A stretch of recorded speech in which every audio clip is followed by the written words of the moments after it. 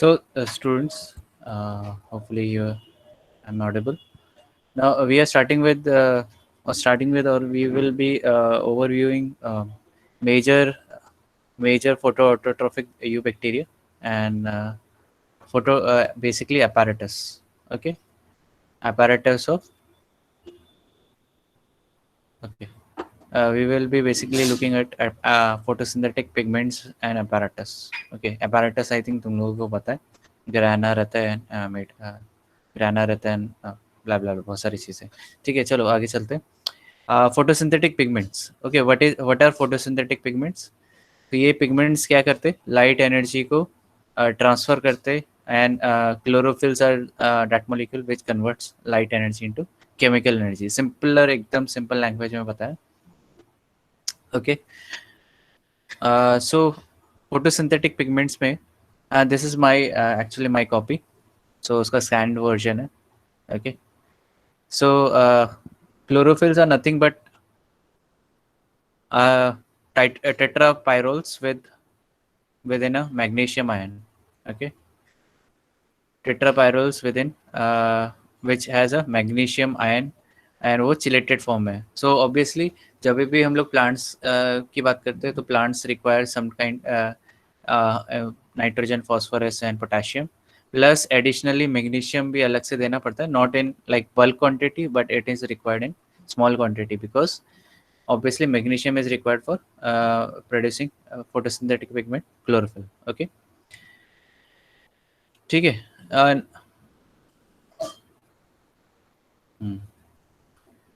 So ज़्यादातर जो chlorophyll which has main role in photosynthesis is chlorophyll A. Okay, chlorophyll A. Okay, ठीक है. So and obviously जो chlorophyll का as an bacterial alternative है या bacterial equivalent है, that is called as bacteriochlorophyll. ठीक है, जो पर्पल एंड ग्रीन बैक्टीरिया में पाया जाता है उसको बैक्टीरियोक्लोरोफिल बोला जाता है. मतलब it works as a chlorophyll and it is present in bacteria, that's why it is called as bacteriochlorophyll. Okay, bacteriochlorophyll को डिवाइड किया गया है 2 क्लासेस में depending on similarity of chemical structure. तो A, B and G has similar structure, almost similar, not same, and C, D and E are of another group. They have C, D, E उनके पास अपना खुद का एक अलग सा structure है and उनमें सिमिलरिटी ज़्यादा है. ठीक है, ओके. नेक्स्ट है, अच्छा, पर्पल बैक्टीरिया में बैक्टीरियोक्लोरोफिल A या B रहेगा. ठीक है, डिपेंड्स ऑन स्पीशीज. ओके, और ग्रीन बैक्टीरिया में ग्रीन सल्फर हो सकता है, नॉन सल्फर भी हो सकता है. Contain 2 type of bacteriochlorophyll and in unequal amount, तो हो सकता है A ज़्यादा हो या B ज़्यादा हो, डिपेंड करता है. ठीक है, स्पीशीज टू स्पीशीज. तो बैक्टीरियोक्लोरोफिल C, D, E भी हो सकता है डिपेंडिंग ऑन जो पिगमेंट्स है उनका रोल क्या है. ठीक है, तो ये दीज आर फैक्ट्स, तो तुम लोग पढ़ सकते हो, इसमें कोई ज़्यादा दिमाग लगाने का ज़रूरत नहीं पड़ेगा. ठीक है, तो इसमें पिगमेंट्स में मैं खाली बताना चाहता हूँ कि these are pigments and we will not go into biochemistry of each and every pigment. Okay, खाली आपका ओके. सो ओके, नेक्स्ट है फियोफाइटिन. फियोफाइटिन क्या है? Are chlorophylls without chelated magnesium atom. तो इसमें इट इज़ विदाउट मैग्नीशियम. तो pheophytin हमने देखा था ना, bacterial pheophytin, and pheophytin is a equivalent of bacteriopheophytin plants and blue green algae. Okay, cyanobacteria basically. Okay, फिर नेक्स्ट आता है फाइकोबिली प्रोटीन्स. ठीक है, ये भी मेजर लाइट हार्वेस्टिंग पिगमेंट है. ये भी प्रेजेंट है साइनोबैक्टीरिया में एंड रेड एल्गे में. ठीक है, इसमें टेट्रापायरोल या बिलिन्स है. ठीक है, एज अ क्रोमोफोर. क्रोमोफोर मतलब कलर. ठीक है, क्रोमोफोर मतलब colour.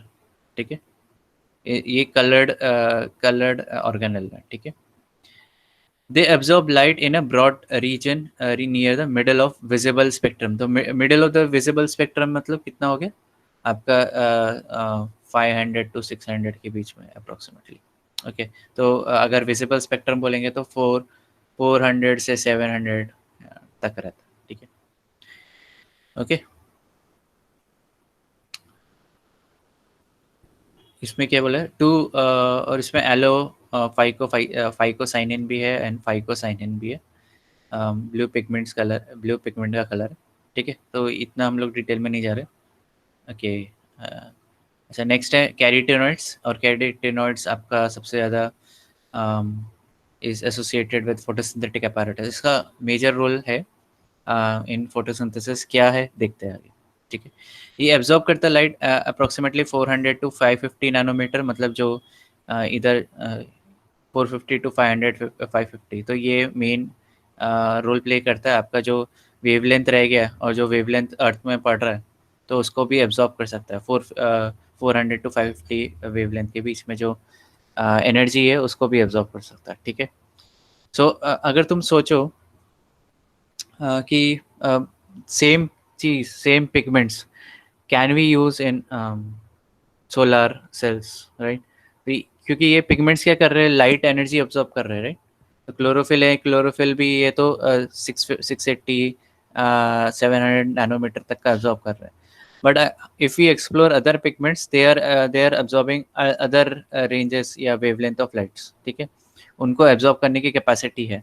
So can we use this dyes for next generation solar cells. तो ये एक ज़बरदस्त टॉपिक है। If you want to work you can work in this in future, ठीक है।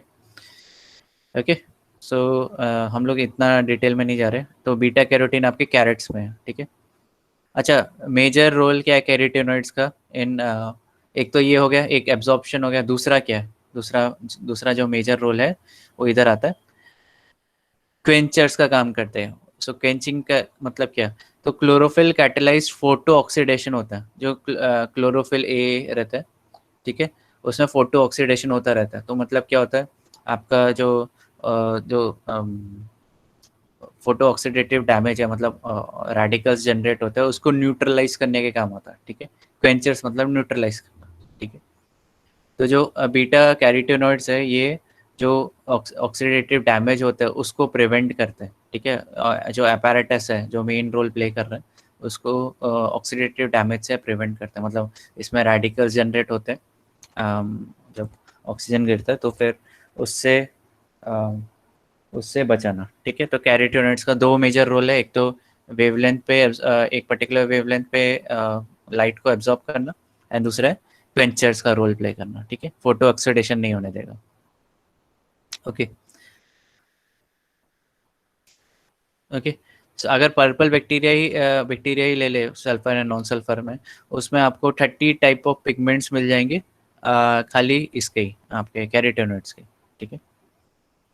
ओके, वैसे कैरेट्स में भी कैरोटीनॉइड्स रहता है, तो कैरेट्स का नाम उधर से आया, ठीक है, कैरोटीन। ओके, अच्छा इधर है क्या, नहीं, चलो आगे चलते हैं।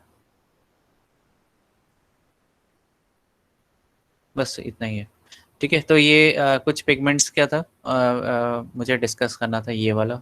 तो आप एक बार पढ़ के ले सकते हो। इसमें एग्जांपल्स इंपॉर्टेंट है कि कौन से हैं, से एकदम सिंप्लीफाइड वर्जन। ओके, नेक्स्ट मैं आना चाहता हूँ आपको, किधर है भाई, हाँ इधर।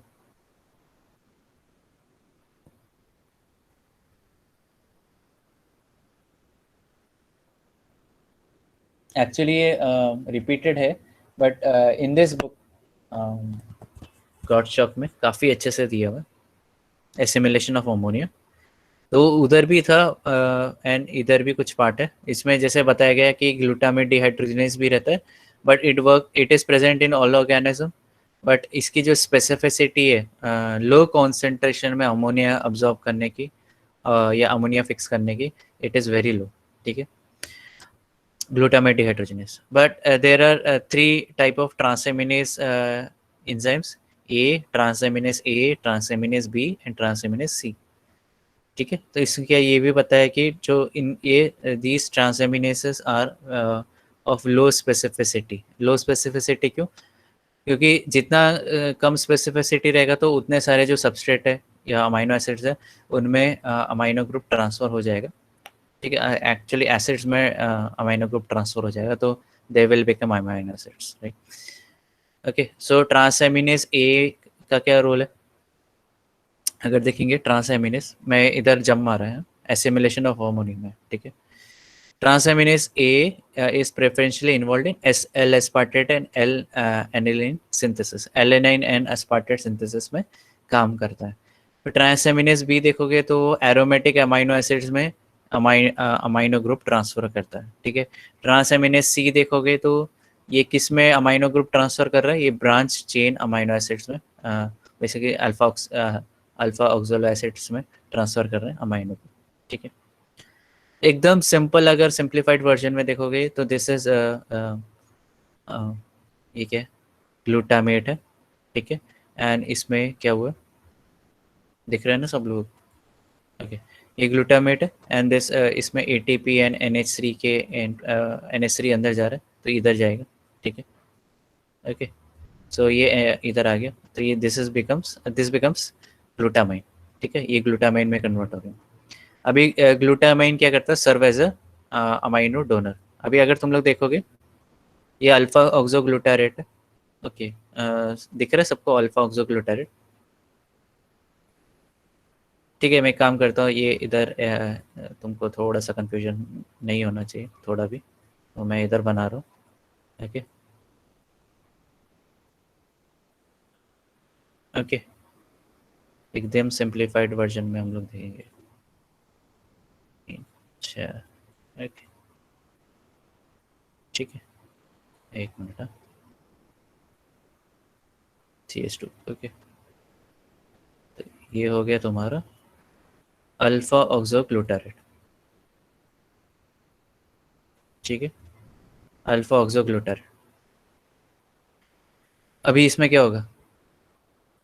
तो पहला आता है आपका ग्लूटामेट जनरेट करना, ठीक है। तो इसमें आता है आपका एल ग्लूटामेट डिहाइड्रोजनेज, ठीक है। इसकी स्पेसिफिसिटी लो है, मतलब ये lower concentration of amino acid दूसरे इसमें ट्रांसफ़र नहीं कर पाएगा, ठीक है। इसका KM बेसिकली अगर मैं बोलूँ तो KM वैल्यू हाई है, तो जितना ज़्यादा KM वैल्यू रहेगा उतना ज़्यादा उसको हायर कॉन्सेंट्रेशन चाहिए सबस्ट्रेट का, ताकि वो कन्वर्ट कर सके, ठीक है। लो कॉन्सेंट्रेशन ऑफ अमोनिया में वो ट्रांसएमिनेशन रिएक्शन नहीं दिखाएगा। ट्रांसएमिनेशन रिएक्शन मतलब एक अमाइनो ग्रुप एक अमाइनो एसिड से दूसरे अमाइनो एसिड में मतलब डोनेट करना, बेसिकली ये ट्रांसफर करना, ठीक है। तो इसमें क्या हो गया आपका NH3, ओके, NH3 पक्का, NH3, यस NH3 है, ओके। एंड फिर इधर निकल रहा है कुछ तो निकल रहा है, और इधर एक क्या जा रहा है? NADPH, ठीक है। ध्यान से देखो, NADPH प्लस H प्लस, मतलब 2H जा रहा है, ठीक है अंदर, और क्या निकल रहा है? NADP प्लस, ठीक है। तो इधर क्या कितना जा रहा है? 2H जा रहा है, किधर जा रहा है देखते हैं अभी। तो ये बेसिकली ये ऑक्सीजन ग्रुप निकालना है, और इधर 2H है, तो क्या निकलेगा इधर? वाटर है कि नहीं? ये निकल गया, ये निकल गया, और ये निकल गया, ठीक है। आपका NADP प्लस भी मिल गया। अभी ये क्या हो गया? ये दिस इज विदाउट एनीथिंग, तो इधर क्या होगा? इधर आपका सॉरी चलेगा, ओके। तो इधर आ जाएगा आपका एक H इधर आ जाएगा, एक NH2 इधर आ जाएगा, ओके, ठीक है। तो NH3 हो गया बैलेंस, CH2 CH2 COH, है ना। बाकी सब सेम है, आपका ये सेम है, ओके, ये भी सेम है, ठीक है। खाली जो चेंज हुआ है इधर का साइड चेंज है, ठीक है। समझाइए ऊपर से क्या समझा है कि ऊपर से क्या पता हो?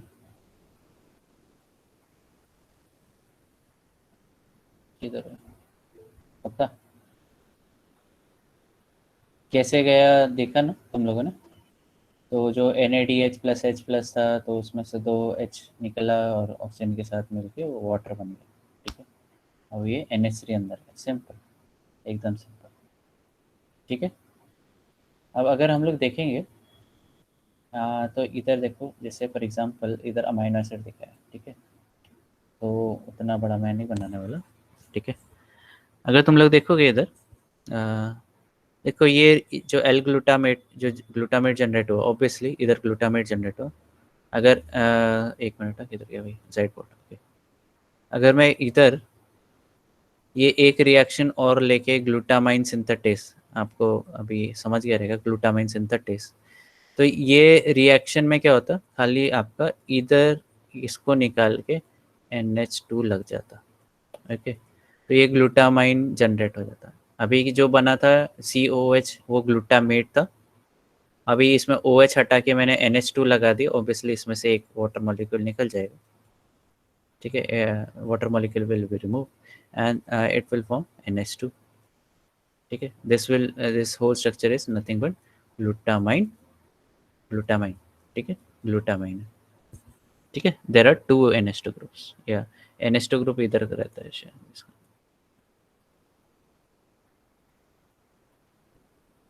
ठीक है। तो ये 2 NH2 ग्रुप है, ठीक है, इधर, तो ये ग्लूटामाइन हो गया, ठीक है। अभी बट हम लोग इसकी बात नहीं कर रहे, हम लोग बात कर रहे हैं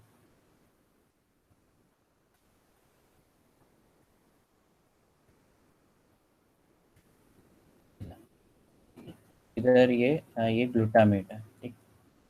अभी इसमें क्या बोला गया, इधर आ जाते हैं,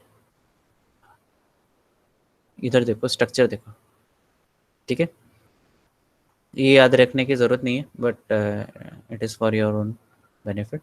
ठीक है, देखो ये अल्फा ऑक्सो आइसोवेलेरेट है, ठीक है।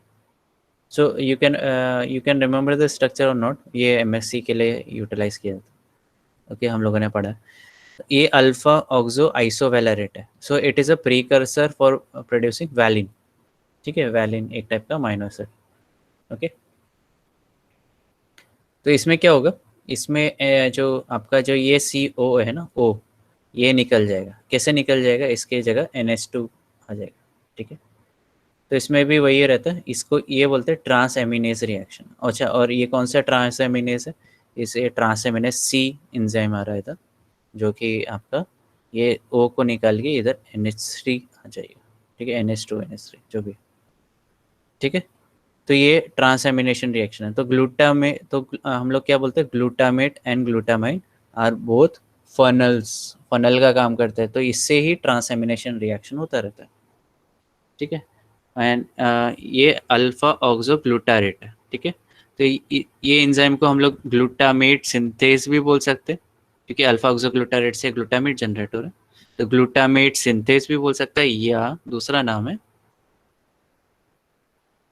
किधर गया भाई, हाँ, ग्लूटामाइन, ठीक है, glutamine alpha oxo glutarate amino transferase, ठीक है, जिसको ग्लूटामेट सिंथेज भी बोलते हैं, okay. Glutamine alpha oxo glutarate, ये ग्लूटामाइन का G, ऑक्सो ग्लूटारेट का OG, अमाइनो ट्रांसफरेज का AT, ठीक है। तो इसको गोगैड भी बोलते हैं, ठीक है। तो GS गोगैड बोला तो glutamine synthetase and glutamate synthase दोनों एंजाइम का बात कर, ठीक है, समझा ये, glutamine synthetase and glutamate synthase, ठीक है, ये दोनों एंजाइम का बात कर रहे हैं जब भी ये आएगा, ओके। तो ये देखो ग्लूटामाइन सिंथेटेस, ओके, यही है। अच्छा, इसमें जो ग्लूटामाइन सिंथेटेस, ये सॉरी, एक किधर है भाई, तो ग्लूटामेट सिंथेस से भी आपका ट्रांसएमिनेशन रिएक्शन होता है, और ग्लूटामाइन भी NH2 डोनर का काम करता है इन compounds like purine, tryptophan, histidine, glucosamine 6 phosphate, okay, and formation of carbamyl phosphate। carbamyl phosphate कहीं सुना है हम लोगों ने, yes सुना है, आई थिंक ये प्यूरिन या pyrimidine सिंथेसिस में कहीं सुना रहेगा कार्बामाइल फॉस्फेट, राइट। सो इधर देखोगे आप, ये है ग्लूटामाइन है, ठीक है, और ये ऑब्वियसली कार्बोनिक एसिड है, ये ATP है, राइट। एंड अगर आप देखोगे इधर तो इसमें से NH2 निकल जाएगा, ठीक है। किधर जाएगा NH2? ये NH2 इसके साथ जाएगा, ठीक है। तो CONH2 हो गया, ठीक है, देख रहे हैं इधर CONH2, ठीक है। उसमें फॉस्फेट ग्रुप भी ऐड हो गया, तो PO3H2, ठीक है। बेसिकली एक पी है। अगर आप इसको इधर देखोगे तो ये क्या हो गया, ये कार्बन डाइऑक्साइड, ये सॉरी कार्बोनिक एसिड का CO, इधर NH2, ठीक है। NH2 है, NH3, NH2, ठीक है। और फिर इधर इसको P बोल सकते, ऐसा बोल सकते हैं। तो ये क्या हो गया, कार्बामाइल फॉस्फेट, ठीक है। या दूसरा, अगर मुझे P ऐसे नहीं लिखना है तो आई कैन यूज़ OP, नहीं PO3, सॉरी PO3 2 माइनस, ठीक है। ओके, एक और है O, सॉरी एक और है।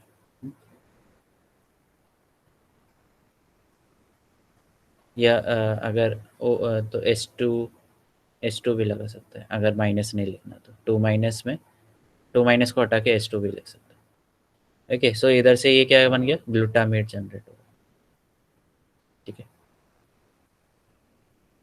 देखो इसमें एकदम सिंपल लिखा है, glutamate dehydrogenase is not involve in primary assimilation of ammonia at lower concentration. तो लो कॉन्सेंट्रेशन में ग्लूटामेट डिहाइड्रोजनेस काम ही नहीं करेगा, क्योंकि उसका Km वैल्यू बहुत हाई है अमोनिया के लिए, ठीक है। तो इसलिए वो efficiently under this condition fix नहीं कर पाएगा अमोनिया को, ठीक है। तो इसमें आपका जो प्राइमरी अमोनिया एसिमिलेशन रहता है या नाइट्रोजन एसिमिलेशन, वो ग्लूटामेट GS गोगैट सिस्टम ही करता है, ओके, ठीक है, ओके। तो ये GS GOGAT system lower concentration of ammonia रहेगा तभी भी वो एसिमिलेट कर लेगा, एंड नाइट्रोजन जो सोर्स है उसको भी यूटिलाइज कर सकता है, ओके। सो ये इधर से चेक कर सकते हो, ये इसका ये गॉडस्टॉक बुक है, एंड इसका पेज नंबर 40 है, ठीक है, पेज नंबर 40। इसको यूटिलाइज कर सकते हो। अभी आ रहे हैं हम लोग दूसरे बुक में, which is David and white, okay. तो इधर हम लोग डीनाइट्रिफिकेशन देखेंगे, एंड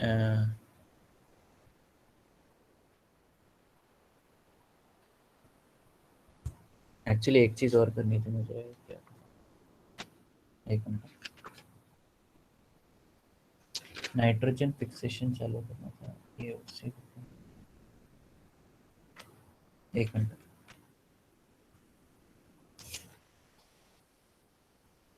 क्योंकि इधर स्ट्रक्चर्स आ जाता है तो थोड़ा सा ये हो सकता है आप लोगों को।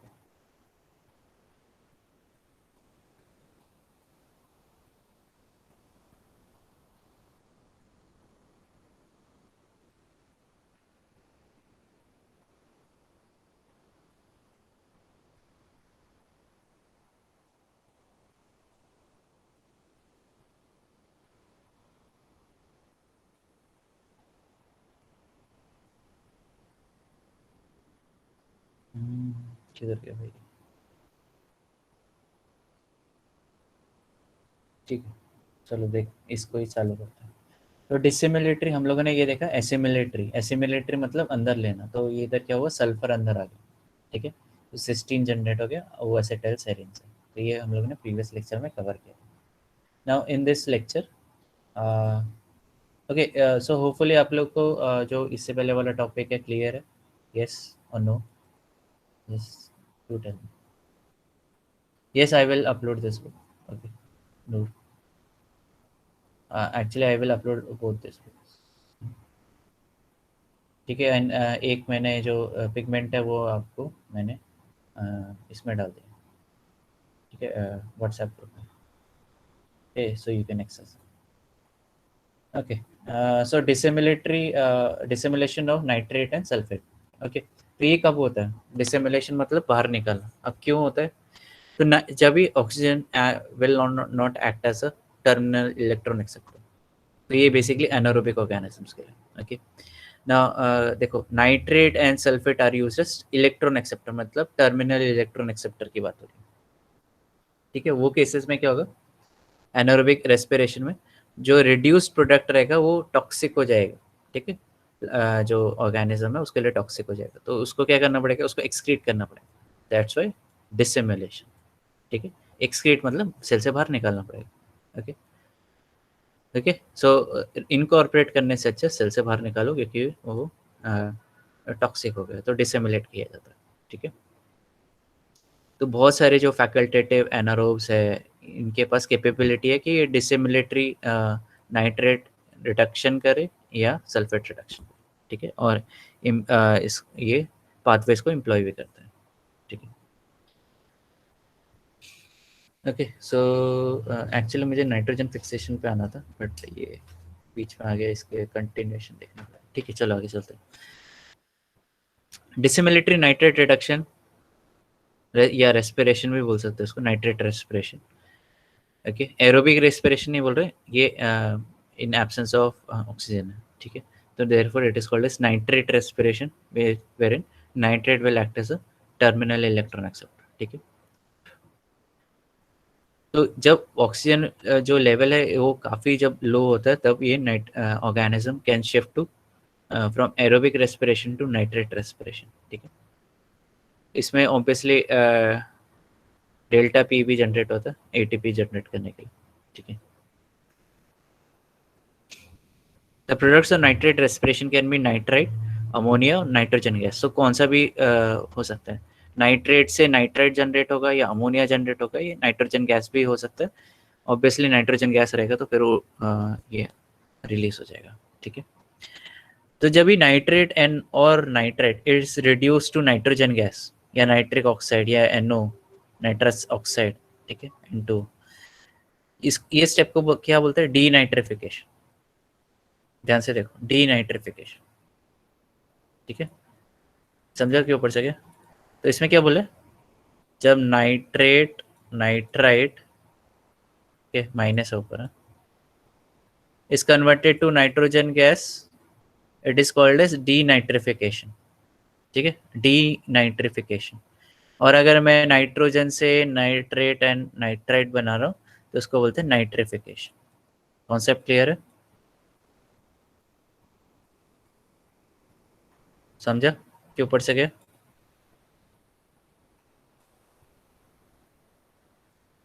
अगर नाइट्रोजन गैस से मैं नाइट्रेट और नाइट्राइट बना रहा हूँ और अमोनिया में कन्वर्ट कर रहा हूँ तो उसको क्या बोलेंगे, नाइट्रिफिकेशन। और अगर रिवर्स में चल रहा है, ठीक है, रिएक्शन नाइट्रेट से या नाइट्राइट से नाइट्रोजन गैस जनरेट हो रहा है, जैसे इधर डिसिमिलेटरी में, तो it will form, it is called as denitrification. Yes, okay,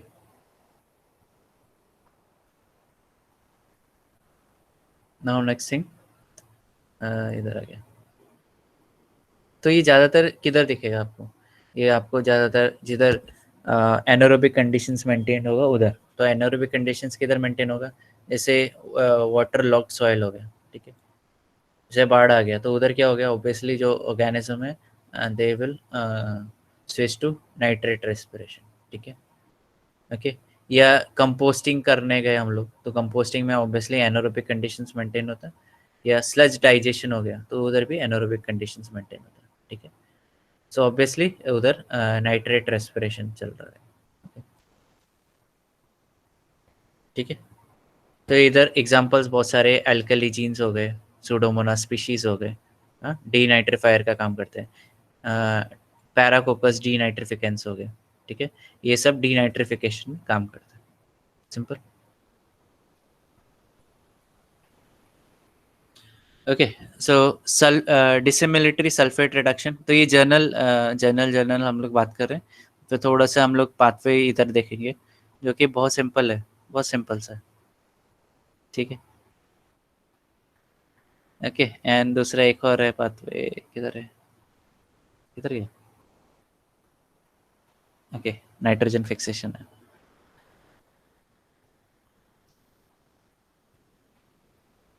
sulphate reduction का नहीं, हाँ नहीं, हाँ सल्फेट रिडक्शन का। ओके, नाइट्रेट रिडक्शन का इतना नहीं दिखाया, 4.72, ठीक है जाना। ओके, सो इसमें क्या हो रहा है, nitrogen is a end product. Now we move to dissimilatory sulphate reduction, और इसमें हम लोग देखेंगे कि जर्नल डिस्क्रिप्शन पे देखेंगे पहले क्या है। तो इधर क्या हो रहा है, जैसे उधर हम लोगों ने नाइट्रेट रेस्पिरेशन देखा था, इधर सल्फेट रेस्पिरेशन हो रहा है। बेसिकली इधर sulphate is acting as a terminal electron acceptor, ठीक है। ऑब्वियसली एरोबिक ऑर्गेनिज्म करेगा नहीं करेगा, ठीक है। दीज आर सल्फेट रिड्यूसर्स बोलेंगे, are heterotrophic anaerobes, heterotrophic anaerobes है, ठीक है। और किधर ग्रो होते हैं, एनारोबिक मड्स में ग्रो होते हैं, मतलब जिधर डीप इनटू द सॉइल, जिधर ऑक्सीजन नहीं ना के बराबर हो। Okay, anaerobic part of fresh water, मतलब जैसे डीप सी हो गया, ठीक है, जिधर सॉल्युबल ऑक्सीजन ना के बराबर हो, ठीक है, जिधर लाइट भी पेनिट्रेट ना करे। ओके, ठीक है, सी वाटर हो गया। सो ये क्या करते हैं, एनारोबिक रेस्पिरेशन कैरी आउट करते हैं, और क्या करते हैं, रिड्यूस सल्फेट टू H2S। तो इधर क्या हो रहा है, H2S में कन्वर्ट हो रहा है। Okay, sulphate is being converted to H2S,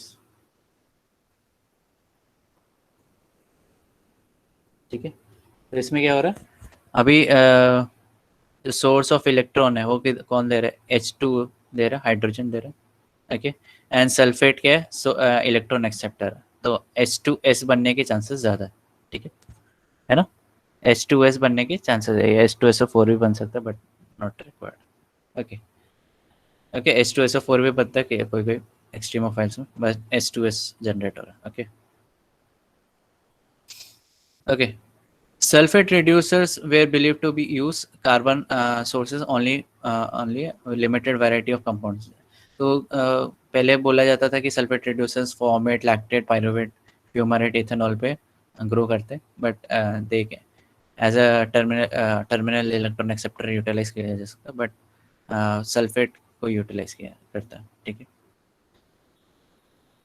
okay, examples भी दे रखे, आर्कियो ग्लोबस, ये हाइपरथर्मोफाइल है, आइसोलेटेड फ्रॉम हाइड्रोथर्मल वेंट्स, ठीक है। डी सल्फोटोमैक्यूलम, भैया कौन आया अभी। ओके, डी सल्फोटोमैक्यूलम, ठीक है। ये भी इधर इसका इस स्पीशीज का डी सल्फोविब्रियो, ये सुना रहेगा आपने, ये भी इसके अंडर आता है, ठीक है, as an D dissimilatory sulphate reduction. Okay, अगर हम लोग डायरेक्टली इधर आ जाए विच इज़ नेसेसरी पाथवे में, ठीक है। तो कार्बन सोर्स क्या यूटिलाइज कर रहा है, लैक्टेट, ठीक है। लैक्टेट से क्या कन्वर्ट हो रहा है, पायरुवेट, ठीक है। हम लोग इधर पाथवे में देख रहे हैं, hopefully everyone is with me, yes. अभी हम लोग पाथवे देख रहे हैं, एक बार देखो पाथवे देखो, सिंपल लग रहा है, लेफ्ट साइड एकदम सिंपल लग रहा है, लैक्टेट से एसिटेट जनरेट हो रहा है।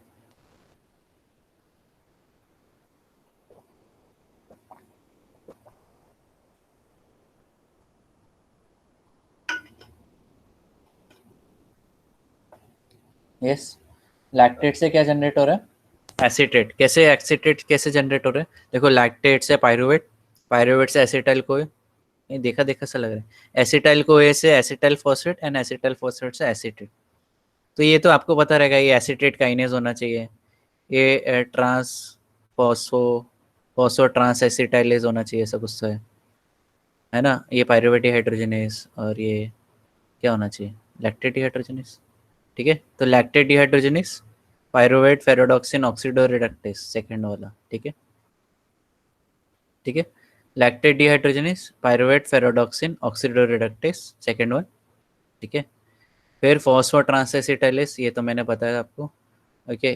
फिर एसिट्रेट काइनेस, ये भी बताया मैंने, ठीक है।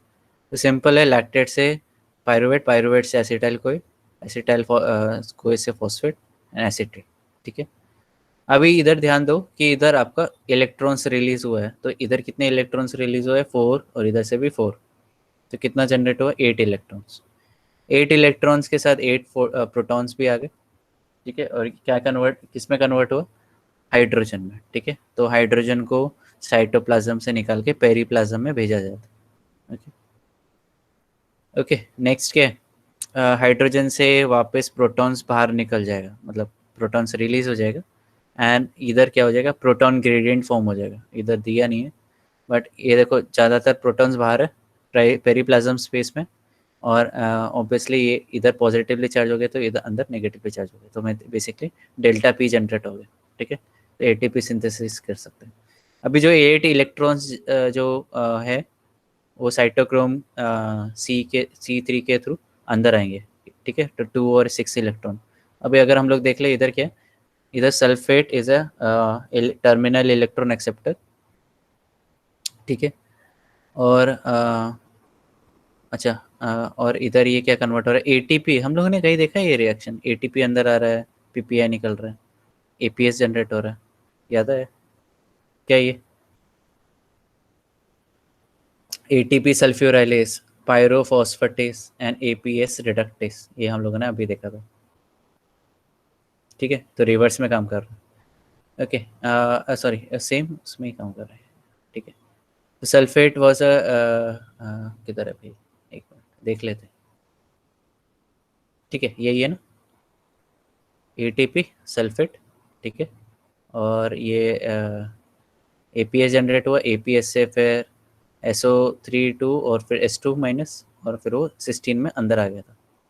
ठीक है, अब इधर क्या चल रहा है, इधर भी S2 माइनस हो रहा है। ठीक है, और इधर 8 जो इलेक्ट्रॉन्स है कौन प्रोवाइड कर रहा है, इतने सारे, ये 8 इलेक्ट्रॉन्स प्रोवाइड कर रहा है। और ये इंजाइम का नाम क्या है, 6 इंजाइम का, पेरीप्लाज्मिक हाइड्रोजिनेज। तो ये हाइड्रोजिनेज है जो उसको तोड़ रहा है, हाइड्रोजन को तोड़ रहा है, जिससे प्रोटॉन्स जनरेट हो रहे हैं और इलेक्ट्रॉन्स अंदर आ रहे हैं। ठीक है, ऑब्वियसली ये सब सेम है, एटीपी सल्फ्यूराइलेज, पायरोफॉस्फेटेस, एपीएस रिडक्टेस, ये जो है एपीएस रिड्यूस हो रहा है, एंड सल्फाइड रिडक्टेस, इधर 10th वाला।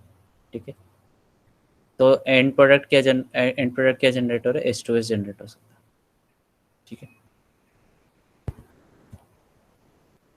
ओके। सो इधर क्या बोला, ये हाइड्रोजन साइक्लिंग मॉडल है, a pathway of electron transport has been proposed, तो ये प्रपोज किया हुआ। तो लैक्टेट जो ऑक्सीडाइज हो रहा है pyruvate in the cytoplasm yielding 2 electrons, और लैक्टेट टू पायरुवेट बाकी इलेक्ट्रॉन्स। ठीक है,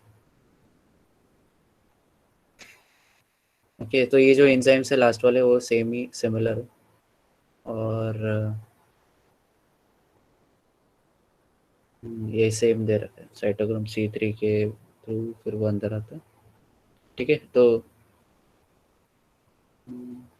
delta P is necessary for growth obviously, तो ये एटीपी जनरेट करने के बाद काम आ रहा है। 2 ATPs are made by substrate level phosphorylation of the 2 moles of acetyl कोई।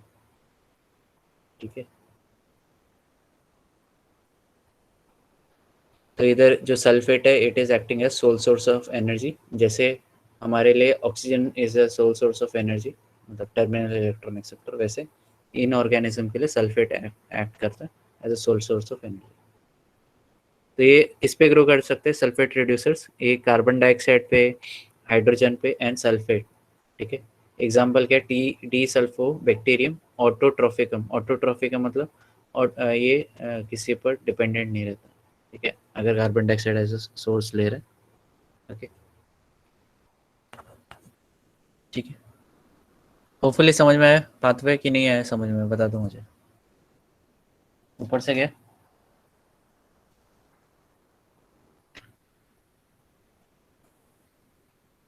क्या है समझ में, इजी है। ठीक है, इधर क्या हो रहा है, लैक्टेट से एसीटेट में कन्वर्ट हो रहा है, lactate pyruvate, acetyl co acetyl phosphate and acetate. ठीक है, जो हाइड्रोजन प्रोटॉन्स इलेक्ट्रॉन जनरेट हुए उसको प्रोटॉन के साथ मिक्स करके हाइड्रोजन बना। ठीक है, हाइड्रोजन इज ट्रांसपोर्टेड टू पेरीप्लाज्म, फिर इधर हाइड्रोजनेज आता है, पेरीप्लाज्मिक हाइड्रोजनेज आता है जो उसको तोड़ देता है। ओके, अभी व्हेन फिर जो प्रोटॉन्स ग्रेडियंट जनरेट हो गया और जो इलेक्ट्रॉन्स है वो अंदर आ जाएंगे, एंड सल्फेट को एपीएस एंड सल्फाइड में कन्वर्ट कर देंगे। ठीक है, ठीक है, तो ये एकदम इजी था। नेक्स्ट जो है हमारा नाइट्रोजन फिक्सेशन है। सो खाली अब मेरे पास 10 मिनट्स अभी, तो थोड़ा बहुत मैं कवर कर लेता हूँ। तो नाइट्रोजन फिक्सेशन क्या होता है? What is nitrogen fixation? Is a fixing of nitrogen. So basically हम लोग नाइट्रिफिकेशन स्टेप की बात कर रहे हैं, ठीक है। नाइट्रोजन टू नाइट्रेट या नाइट्राइट या अमोनिया, ठीक है। इसको नाइट्रिफिकेशन भी बोल सकते हैं, ओके।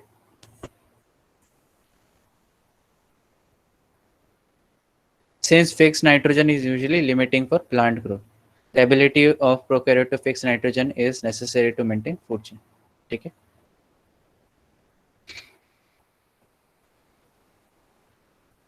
ओके, सो इसमें क्या, glutamine synthetase and glutamate synthase obviously इधर आ जाता है। अमोनिया, क्योंकि नाइट्रोजन टू अमोनिया कन्वर्ट हो रहा है, तो फिर अमोनिया फिर अंदर जाता है, ठीक है। नाइट्रोजन फिर, तो बेसिकली अपने को अमोनिया चाहिए। तो कौन से ऑर्गेनिज्म है जो नाइट्रोजन फिक्स कर सकते हैं? तो ये हम लोग का क्लासिकल ऑर्गेनिज्म है जो हम लोग स्कूल से पढ़ के आ रहे हैं। एजोटोबैक्टर हो गया, राइजोबियम हो गया, क्लोस्ट्रिडियम हो गया, साइनोबैक्टीरिया हो गया। बट इधर तक लिमिटेड नहीं है, ठीक है। बहुत सारे वाइडली स्प्रेड ऑर्गेनिजम्स हैं, जो डिफरेंट बैक्टीरियाज भी हो सकते हैं, आर्कियाज भी हो सकते हैं, ठीक है। एंड साइनोबैक्टीरिया, एल्गे भी हो सकते हैं जो नाइट्रोजन को फिक्स करते हैं, ठीक है। तो इसमें जो इंजाइम जो रिस्पॉन्सिबल है, ठीक है, नाइट्रोजन फिक्सेशन के लिए इंपॉर्टेंट है, ध्यान से सुन लो, ये very very important, nitrogenase enzyme, ठीक है, जो नाइट्रोजन को फिक्स करता है, ओके। बैक्टीरिया एकदम सिमिलर है, बैक्टीरिया में भी नाइट्रोजनेज एंजाइम रहता है, ठीक है, और सिमिलर जीन स्ट्रक्चर है उनका, ओके। एंड ये याद रखो, nitrogenase enzymes are highly highly highly sensitive to oxygen molecule, ठीक है। ऑक्सीजन के प्रेजेंस में ये नाइट्रोजनेज एंजाइम बंद हो जाएगा, परमानेंटली इरिवर्सिबली बंद हो जाएगा, ठीक है, समझ रहे? Nitrogenase enzyme permanently and irreversibly it will stop working, or it will be inactivated in presence of oxygen, ठीक है।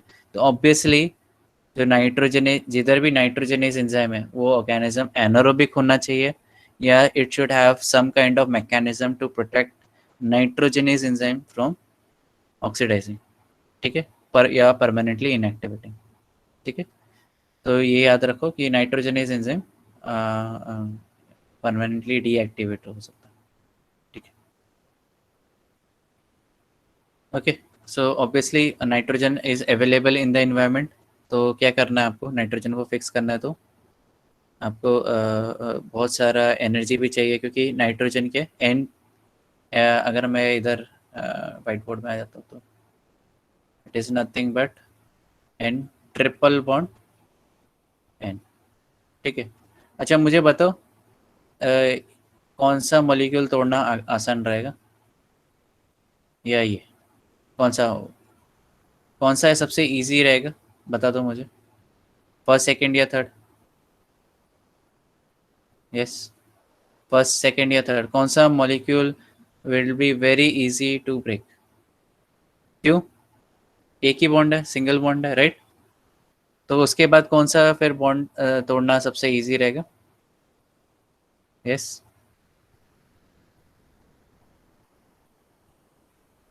उसके बाद कौन सा रहेगा? थ्री, ओके, टू बॉन्ड्स है, और फिर लास्ट वाला ऑब्वियसली एन। तो मैं बोलूँ, अगर मैं बोलूँ तो ये बॉन्ड तोड़ना इज़ वेरी वेरी टफ, ठीक है, in comparison to three and in comparison to two, ठीक है ना, ओके। तो ये तोड़ना मुश्किल हो जाता है। तो ऑब्वियसली मुश्किल होना मतलब क्या, अभी उसमें उतना ज़्यादा एनर्जी यूटिलाइज करना पड़ेगा टू ब्रेक दैट नाइट्रोजन, ये थ्री बॉन्ड्स को ब्रेक करना बहुत मुश्किल हो जाता है, ठीक है। That's why lightning is very useful, क्योंकि उसमें इतनी एनर्जी रहती है कि वो बॉन्ड्स उधर टूट जाते हैं, ठीक है, and then it can be fixed. Sorry sorry, किधर था मैं भाई, भैया, सॉरी, पेज नंबर क्या था?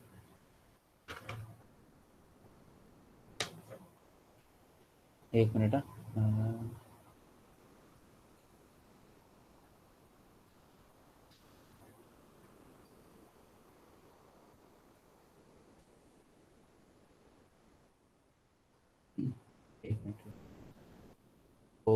रीलोड हो गया मेरे से गलती से।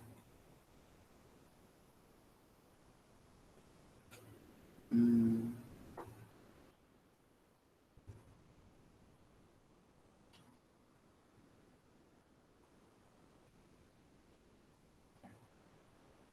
341